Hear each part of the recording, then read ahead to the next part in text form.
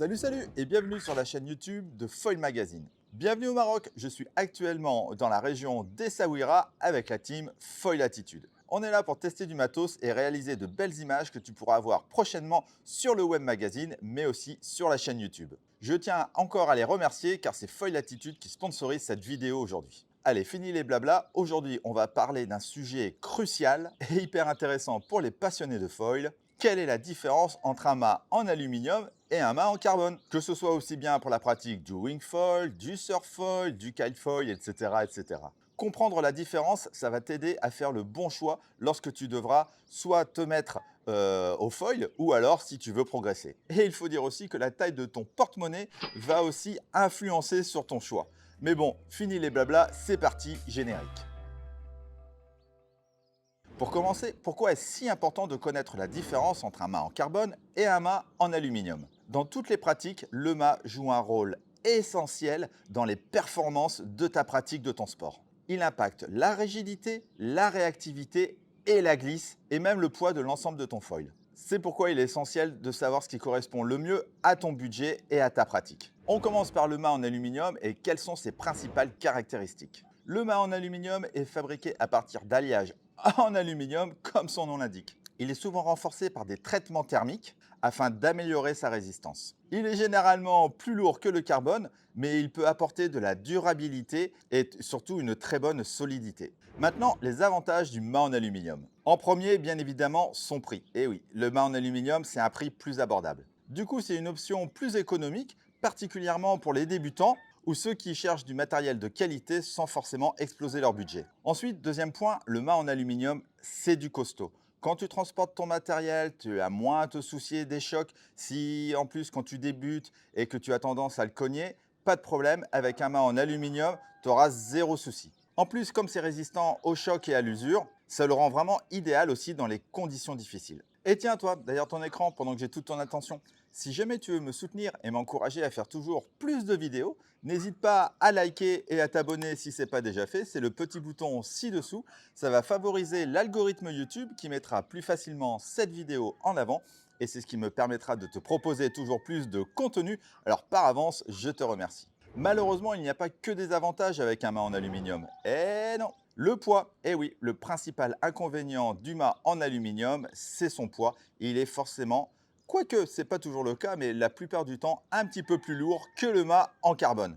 Alors, comme il est un petit peu plus lourd, il peut affecter la maniabilité et la réactivité du foil, surtout à haute vitesse. Donc tu l'as compris, un foil en aluminium, c'est normalement moins performant qu'un foil en carbone, même si associé avec un bon stabilisateur, parfois tu peux avoir des bonnes surprises et avoir un mât en aluminium s'il a exactement les mêmes caractéristiques qu'un mât en carbone avec les mêmes performances. Ça, il faut le préciser aussi. Vis-à-vis d'un mât en carbone, un mât en aluminium a une flexibilité un petit peu plus importante. Là, c'est pareil, je te parle entre un bon mât en aluminium et un bon mât en carbone, car malheureusement, il arrive que certains mâts en carbone soient pas très bien fabriqués et finalement, ils sont plus souples que les mâts en aluminium. Et en foil, on a besoin de rigidité. Si on a un mât qui se déforme, par exemple dans les manœuvres ou dans les jibes, tu vas avoir du mal à contrôler l'ensemble. Du coup, ça peut entraîner une perte de réactivité, particulièrement en compétition ou lors des sessions intensives. Autre désavantage, c'est l'entretien.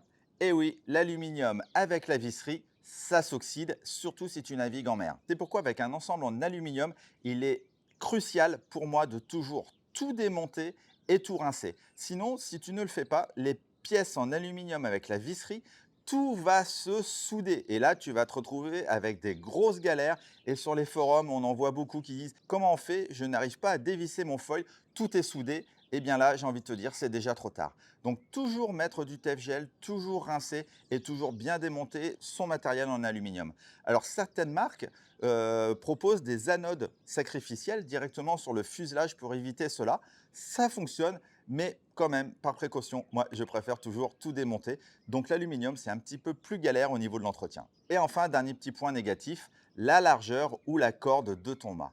Plus tu auras un mât épais, moins tu auras de glisse et de glide, et les mâts en aluminium vis-à-vis d'un mât en carbone sont souvent un petit peu plus larges et donc un petit peu plus lents. Plus tu as de la traînée derrière ton foil et moins tu as de vitesse. Voilà pour le mât en aluminium. Maintenant les caractéristiques du mât carbone. Ils sont fabriqués en fibre de carbone, comme son nom l'indique, et ils sont tissés ensemble et liés par des résines. Cela crée un matériau ultra rigide et ultra compact qui est capable de supporter des forces importantes tout en étant très réactif. Alors, tu as différentes fabrications de mâts carbone aussi. Tu as les mâts carbone avec du haut module, donc là, c'est avec un carbone particulier où le mât il est complètement en carbone.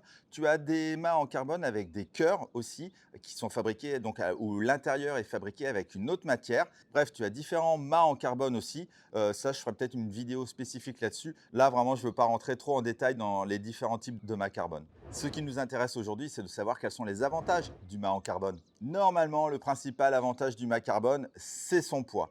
Mais je le redis, si ton mât il est fabriqué par exemple avec du haut module en full carbone, parfois tu peux avoir un mât en carbone qui fait quasiment le même poids qu'un mât en alu. Mais 80% du temps, le mât en carbone sera plus léger que ton mât en alu. Et donc s'il est plus léger, tu vas aussi avoir un meilleur contrôle sur ton foil.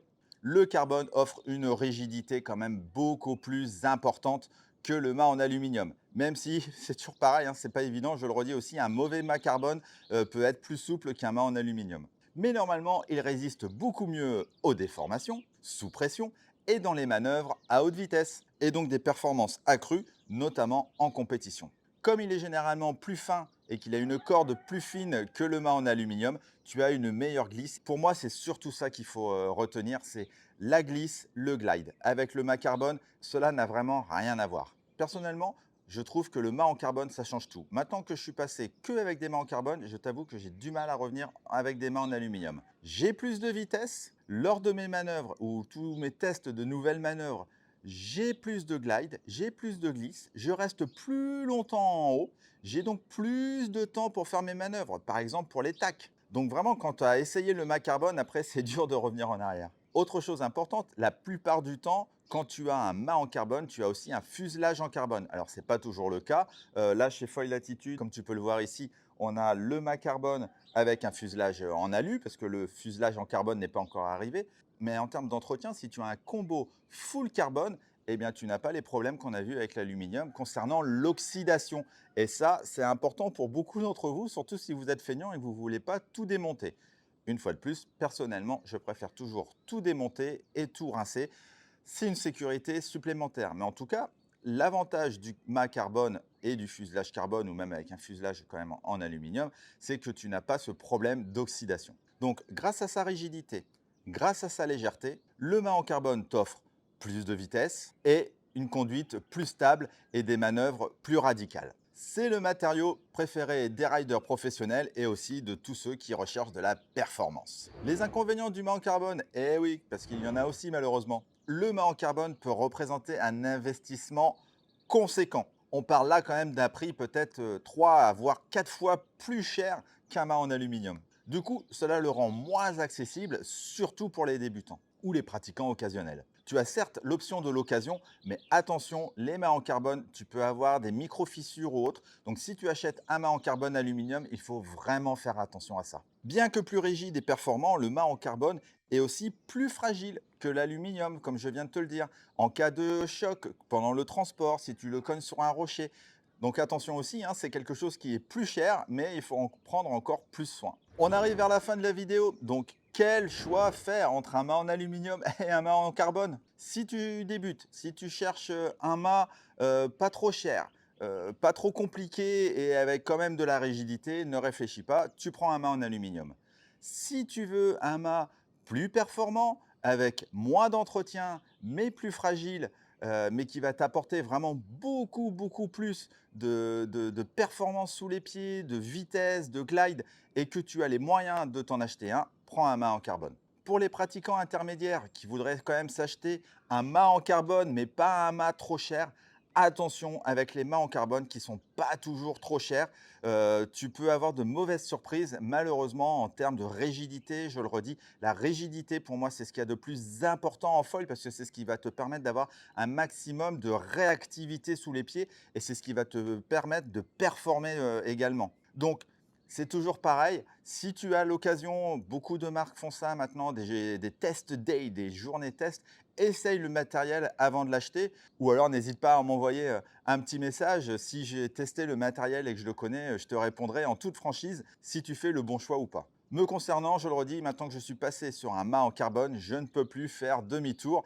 Je ne peux plus revenir sur un mât en aluminium. J'ai vraiment des meilleures sensations et une meilleure vitesse et un meilleur glide. Et je le redis, c'est vraiment un step au-dessus. Mais, car il y a toujours un mais, si tu as un mât en aluminium et un mât en carbone et que tous les deux ont exactement les mêmes caractéristiques, la même corde, la même longueur, il y a peut-être la rigidité qui va changer, mais en termes de performance, attention, tu auras exactement la même chose. Ce qu'on recherche avec les mâts en carbone, c'est essayer d'avoir des mâts plus rigides et plus fins. Mais pour ça, il faut y mettre le budget. Donc lors de ton choix, regarde vraiment les specs de ton mât. Voilà, c'est terminé pour cette vidéo. Merci de l'avoir regardée jusqu'au bout. J'espère qu'elle t'a été utile. Encore merci à Foil Latitude en tout cas de proposer tous ces beaux joujoux que tu peux voir ici et surtout ce mât carbone que j'ai hâte de tester. Si tu as des questions concernant ton futur choix entre un mât carbone et un mât en aluminium, n'hésite pas à me les poser dans les commentaires, j'y répondrai avec grand plaisir. Toi aussi, participe à cette vidéo toujours dans les commentaires en partageant ton expérience. Tu es plutôt mât carbone, mât alu, le pourquoi du comment, c'est toujours intéressant pour la communauté.